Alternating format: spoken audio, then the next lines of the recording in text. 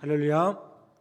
오늘 함께 예배하는 우리 모든 성도들 위해, 또 이 자리에 함께한 모든 이들 위해, 또 영상으로 함께한 모든 이들 위해 하나님의 놀라운 은혜와 축복과 평강이 가득하기를 간절히 축원합니다. 몇 년 전에 이렇게 입으면 날씬해 보일까라는 제목의 책이 있었습니다. 이 책에 보면 날씬하게 보이도록 옷 입는 방법을 한 10가지 정도를 이야기를 합니다. 먼저는 단색 계열의 옷을 입으라고 합니다. 이 책에 의하면 단색 옷을 입으면 키도 좀 커 보이고 옷 맵시도 잘 살아난다고 합니다. 두 번째로는 어두운 무채색에 맞춰라 라고 얘기를 한답니다. 검정색을 입을수록 좀 날씬해 보인다고 합니다. 실제로도 좀 그런 면이 있습니다. 그 다음에 수평선이 아니라 수직선 옷을 입으랍니다.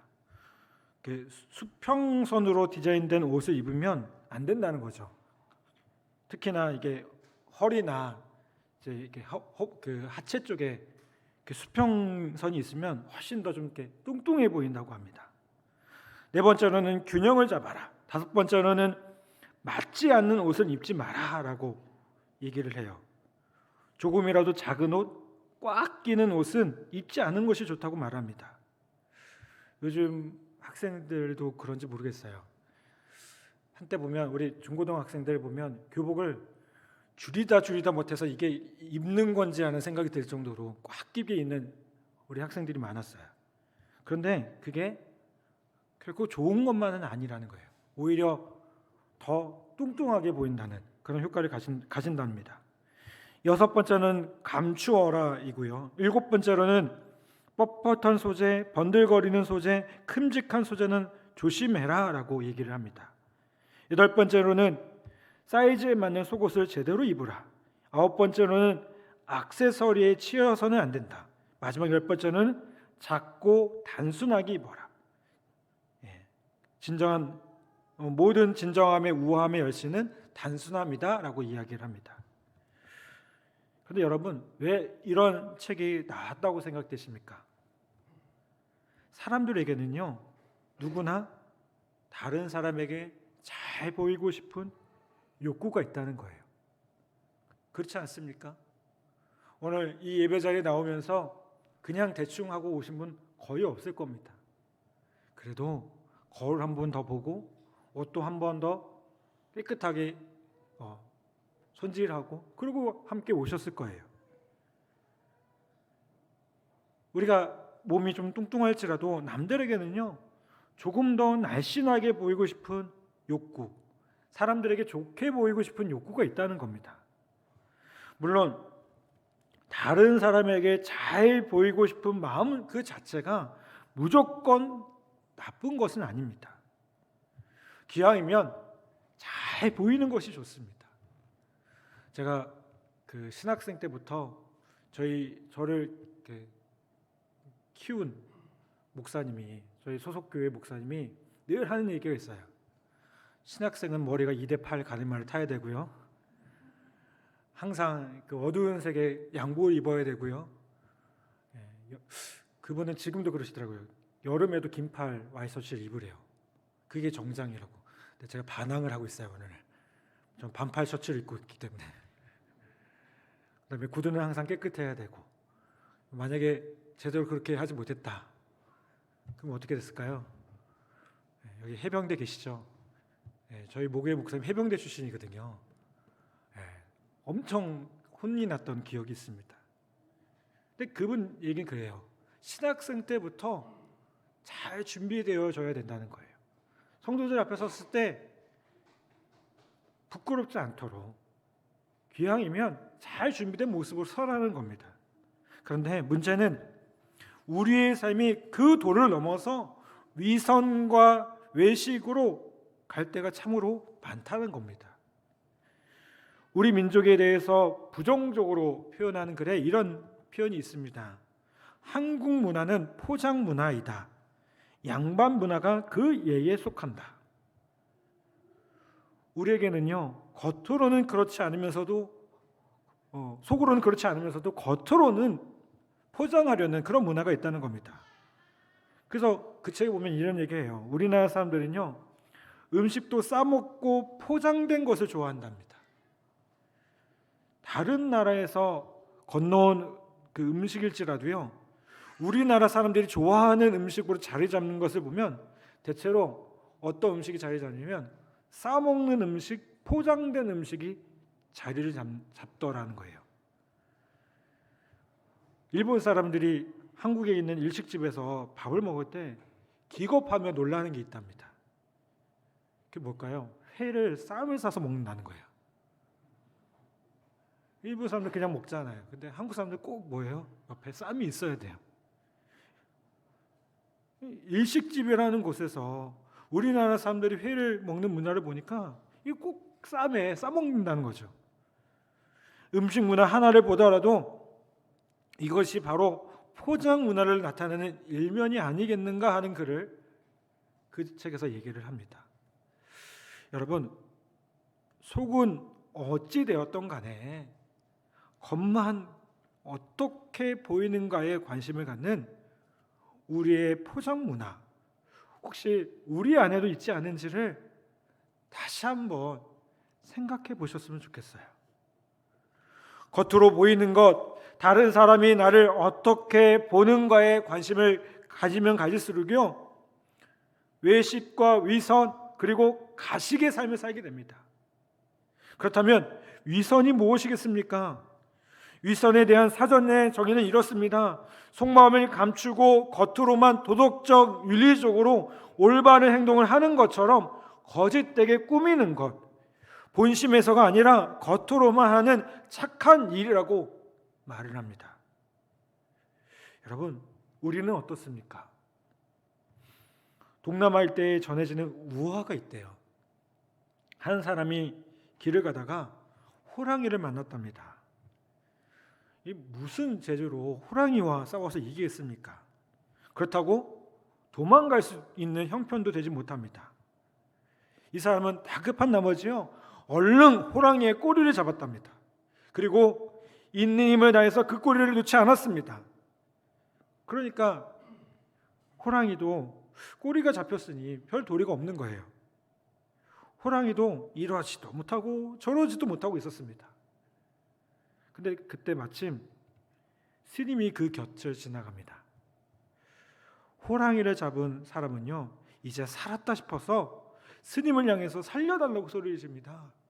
스님, 제가 이 꼬리를 잡고 있는 것 때문에 이 호랑이는 꼼짝하지 못합니다. 그러니 제발 이 호랑이 좀 죽여주십시오. 그랬더니 스님이 이렇게 대답을 했답니다. 생명을 함부로 죽이지 말라는 계율이 있다네. 그래서 나는 그 호랑이를 죽일 수가 없네 라고 그러고는 유유히 가려고 합니다. 마침내 희망이 사라질 듯한 마음에 이 사람은 죽는 것은 시간 문제다 싶었습니다. 그런데 갑자기 기발한 아이디어 하나가 떠오른 거예요. 그래, 이렇게 하면 되겠다. 그리고 스님을 급히 부릅니다. 스님은 호랑이를 죽이지 않아도 됩니다. 대신 꼬리만 잡아주십시오. 그러면 제가 죽이겠습니다. 스님이 생각하니까 그 방법은 어때요? 계율에 맞는 거예요. 그래서 그 사람 대신에 이 스님 좀 그래도 괜찮은 사람이었던 것 같아요. 괜찮은 분이었던 것 같아요. 호랑이 꼬리를 대신 잡아주었답니다. 그랬더니 이 사람이 이렇게 얘기를 합니다. 저도 이제부터 불교에 귀의하려고 합니다. 때문에 저 역시 생명을 함부로 죽일 수 없습니다 하면서 유유히 사라져갔다고 합니다. 우스개 얘기고 우아하지만 여러분, 뭘 얘기합니까? 우리 안에 있는 위선, 가식에 대해서 이야기해요. 우리가 종교적인 것과 우리의 삶의 모습을 우리는 자꾸만 구별하려고 합니다. 여러분, 우리가 함께 예배 드리고 이 시간 함께 말씀을 드릴 때 얼마나 좋습니까? 아멘? 그러면 우리의 삶도 어떻게 돼요? 그렇게 되어져야 돼요. 우리의 삶이 그것을 따라가지 못한다면, 우리의 삶이 우리의 예배를 따라가지 못한다면요, 그것이 뭐예요? 위선인 거예요. 여러분, 예수님께서 왜 이 땅에 오셨습니까? 잘난 사람들을 위해서 오셨습니까? 아니요. 죄인들을 위해서 이 땅에 오셨습니다. 수많은 죄인들에게 친히 다가가셔서 복음을 주셨습니다. 사랑을 주셨고요, 위로와 용기를 주셨습니다. 그리고 그들을 구원해 주셨습니다. 그런데 오늘 말씀에 보면 유독 바리새인들과 서기관들, 외식하는 자에게 아주 강력하게 책망하시는 것을 보게 됩니다.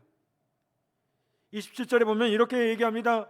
화 있을진저 외식하는 서기관들과 바리새인들이여 회칠한 무덤 같으니 겉으로는 아름답게 보이나 그 안에는 죽은 사람의 뼈와 모든 더러운 것이 가득하도다. 여러분, 오늘 우리가 읽은 이 마태복음 23장에 보면요, 이 전체를 통해서 외식하는 서기관들, 바리새인들에 대해서 화 있을진저라고 하면서 심각하게 경고하시는 것을 보게 돼요. 여러분, 바리새인들, 서기관들 어떤 사람들이에요? 이 사람들이 종교적으로 문제가 있는 사람들이었을까요?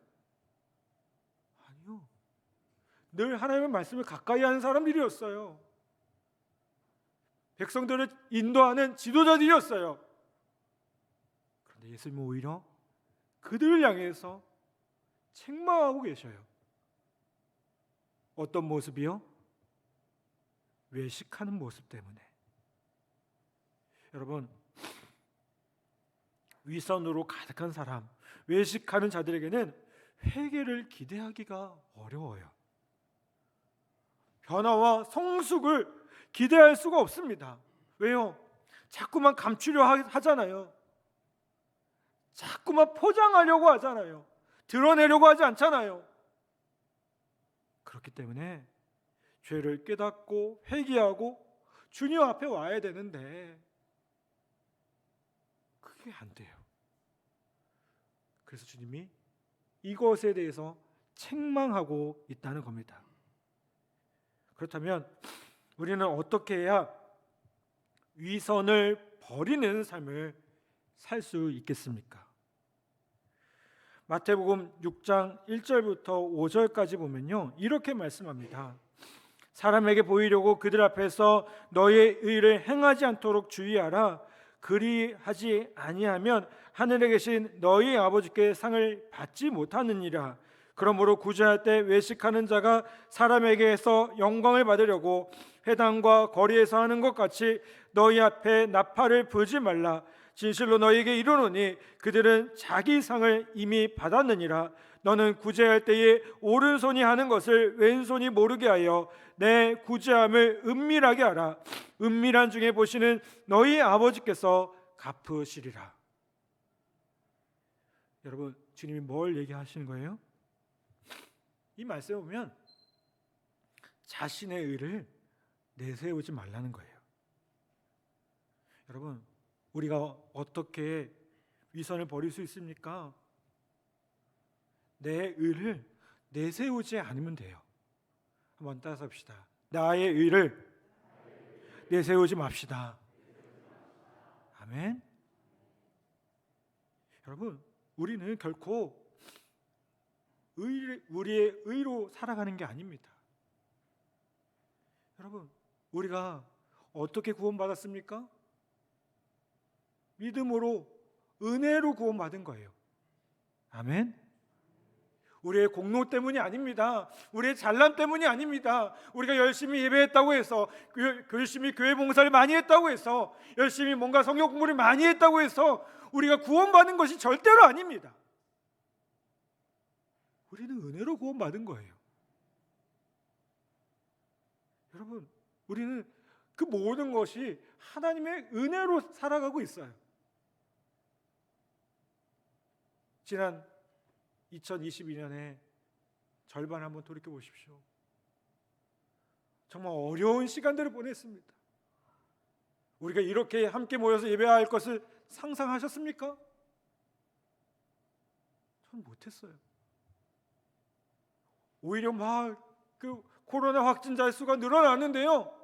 이거 정말 이러다가 큰일 나겠다 싶더라고요. 그런데 오늘 우리가 이렇게 모여서 함께 예배하고 있어요. 아멘. 이게 뭐예요?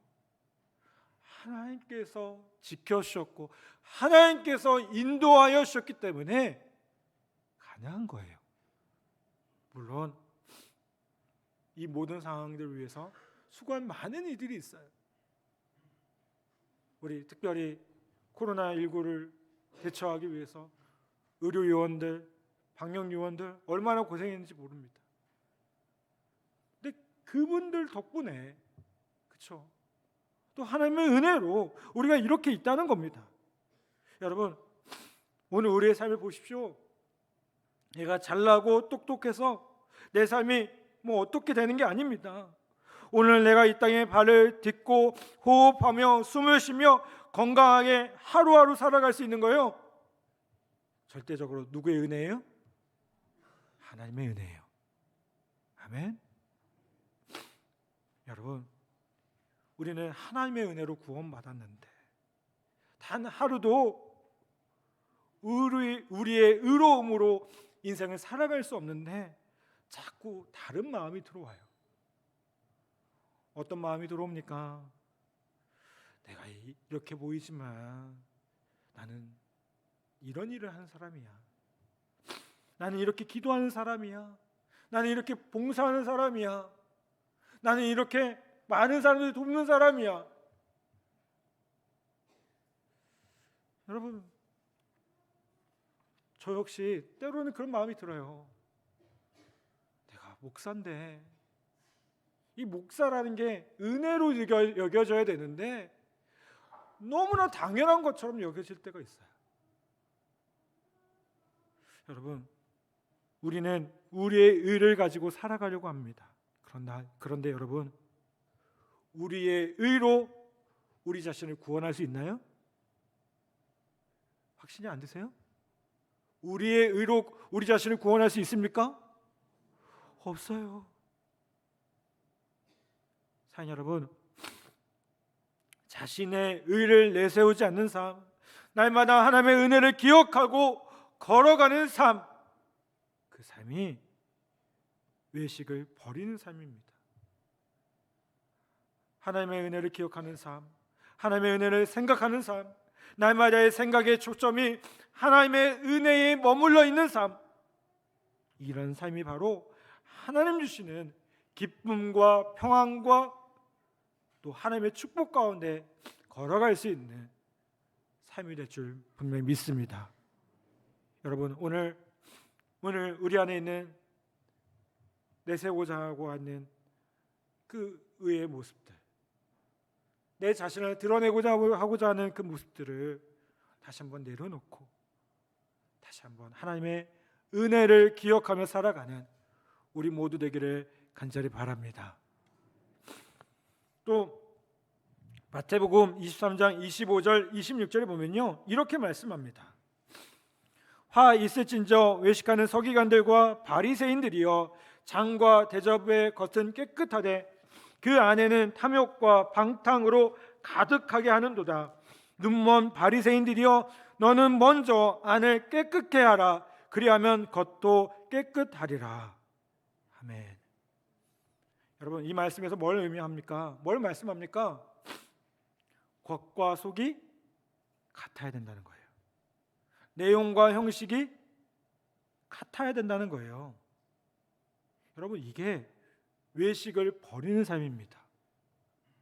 우리가 어떻게 외식을 버려야 됩니까? 교회에 와서 성경을 놓고 예배드리는 모습, 얼마나 아름답고 경건한 모습입니까? 그런데 그렇게 하나님께 예배드리는 사람 안에 하나님의 경건한 마음이 없다면, 하나님을 향한 경건의 마음이 없다면 그 뭐예요?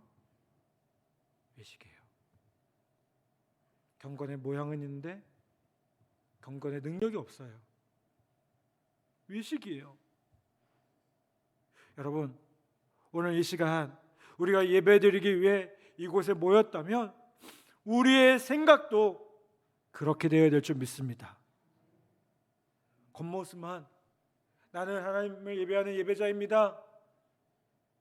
여러분, 근데 그 찬양을 할 때 여러분 정말 진심으로 예배자로 설 수 있기를 기도하셨으면 좋겠어요. 우리 예배자입니다. 여러분, 우리 이 시간 죽어있는 신에게 예배하는 거 아닙니다. 이 시간 이 예배 가운데 우리가 고백하는 것이 무엇입니까? 이 시간 이 예배 가운데 주님이 살아계시고 우리의 예배를 받으시는 분이시라는 거예요. 이 예배 가운데요 주님이 임재하고 계십니다. 그래서요 여러분, 목사의 설교가 가장 권위 있을 때가 뭡니까? 설교를 잘 준비해서 사람의 생각으로 잘 전달돼서가 아니고요, 이 시간 제 설교가, 제 목소리가 목사의 설교가 아니라 하나님의 말씀으로 들려질 때 그게 권위일 수밖에 없어요. 여러분, 오늘 우리가 이 시간 겉모습만 예배 드리는 것이 아니라 우리의 속사람도 온전히 주님께 예배하는 우리 모두 되기를 간절히 바랍니다. 이건 다른 모든 것도 마찬가지예요. 예물 드림도 마찬가지고 우리가 하는 사역도 마찬가지고요, 우리가 성경 공부할 때는 더더욱 마찬가지고요. 여러분, 그렇게 되기를 간절히 바랍니다. 장한나라는 우리나라의 대표적인 첼리스트가 있어요. 이 장한나 씨가 하버드 대학에 진학을 했는데요, 전공이 뭐였을 것 같으세요? 아시는 분 계신가요? 보통 음악을 전공할 것 같았는데 철학을 공부했답니다. 왜 그런가? 그랬더니 이 장한나 씨가요 그렇게 얘기합니다. 자기는 톨스토이 같은 고전들을 읽으면서 자신의 내면 세계를 좀 아름답게 채우고 싶어서 그렇게 공부했다는 거예요. 그렇기 때문에 더욱 뭐가 나오는 거예요? 내면의 힘으로 아름다운 음악이 나올 수 있었던 거예요. 여러분, 우리는 속사람과 겉사람이 같아야 됩니다. 겉과 속이 같아야 돼요. 우리의 드러나는 모습 괜찮아 보이잖아요. 그런데 우리의 속사람이 괜찮아져야 돼요. 아멘. 우리의 겉사람이 아름답다면 오늘 이 시간 우리가 예배를 통해서 하나님 앞에 다시 한번 결단하고 하나님 앞에 다시 한번 은혜로 충만해져서 우리의 속사람이 회복되어질 때 우리가 주님 앞에 또 사람들 앞에 섰을 때 진정으로 괜찮은 모습으로 서게 될 줄 분명히 믿습니다. 여러분, 우리는 인생을 살아가면서 참 많은 가면을 쓰고 살아갑니다. 그렇지 않습니까?